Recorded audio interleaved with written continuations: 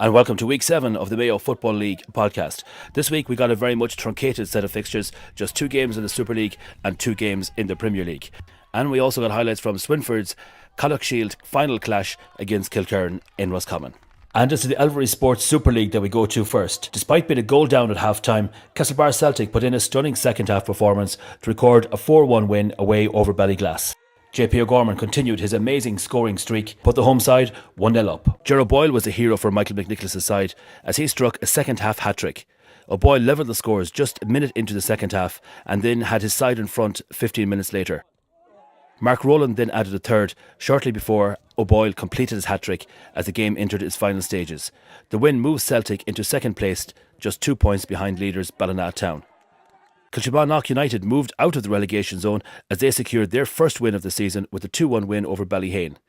Brian Morley gave the home side the lead on 9 minutes as he struck an unstoppable shot into the top corner from 25 yards. Ballyhane did come close to scoring on a few occasions, but the crucial second goal also went the way of Kilchibon as Liam Groke made it 2-0 midway through the second half. Ballyhane did grab what proved to be a consolation goal later on, but Kilchibon United held out to secure a deserved 3 points. And a quick look at the Super League table. The win for Castlebar brings them up to second on 11 points, and that win for Kilchima brings them out of the relegation zone. After a disappointing day for Ballyglass, they host Eris Ainthia, who are at the foot of the table next week. Kilmaris take on Westport United, Manula host Drayden Foxford, Ballinatown host Kilchimon United, and Ballyhane make the short distance to Castlebar Celtic. In the Castlecourt Hotel Premier League, Con Rangers put in an excellent second-half performance as they picked up all 3 points in a 4-0 win over Bangor Hibs at Ballybeg Park. Dara Jordan put them in front with a brilliant 25-yard strike that flew into the top corner. In an even first half, there were plenty of chances for both sides, but Jordan's goal was all that separated the sides at the break. The second half was a real one-sided affair, as Con Rangers hit 3 goals in 20 minutes to pick up their second win of the season. Paul Hughes, Owen Prendergast and Luke Rowan provided the goals as Rangers' slick passing and movement was just too much for the home side.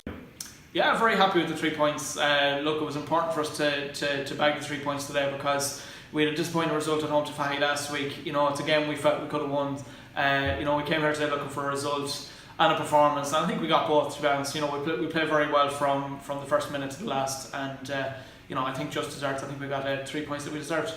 Yeah, I think it's definitely 2 points deserved. You got to use all their bench today. You must be happy to be able to do that as well. Yeah, look, it's always a bonus when you get to run the bench and get lads game time into their legs because look, it's going to be important. It's a long season. We need everyone sharp. We need everyone ready from day one to when the season concludes, which could be any time in the winter.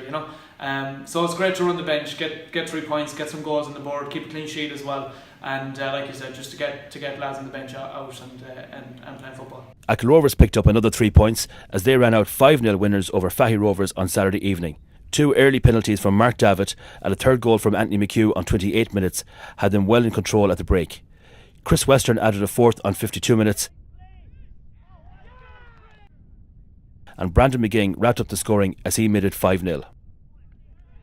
The win moves Achill up to 4th place and right back into the hunt for promotion with a crucial game against Glenhest Rovers to come next weekend. Martin, last week you said things didn't go right, create a lot of chances. This week it seems that everything went right. Yeah, today we played as well as we did last week. Last week we drew. Today, we won comfortably, so that just shows you it's on the day, and we were more clinical today and we took our chances, and overall we played really well. Yeah, we had them in the first half, the conditions behind us, and we managed to get off to a great start.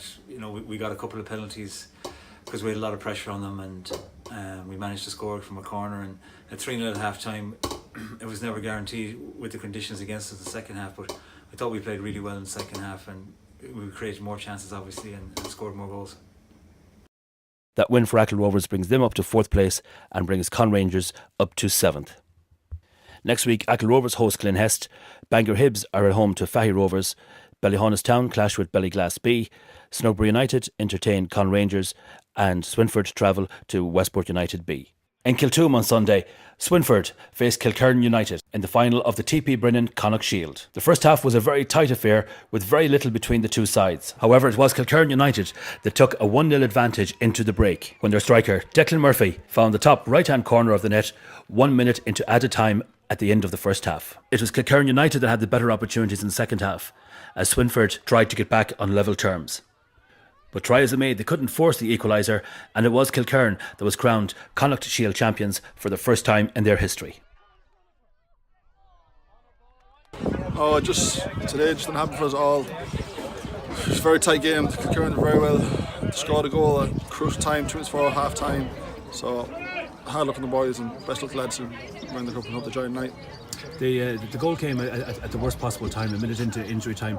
Did that change your plans for the second half then, or were you working out a plan for the second half before that went in? I wouldn't say it changed our plans. I said we were just kind of holding out there for a while, and they got the goal, but it wouldn't change our plans. No, we were still going to go same formation, same way. Like there's no change of plan in that.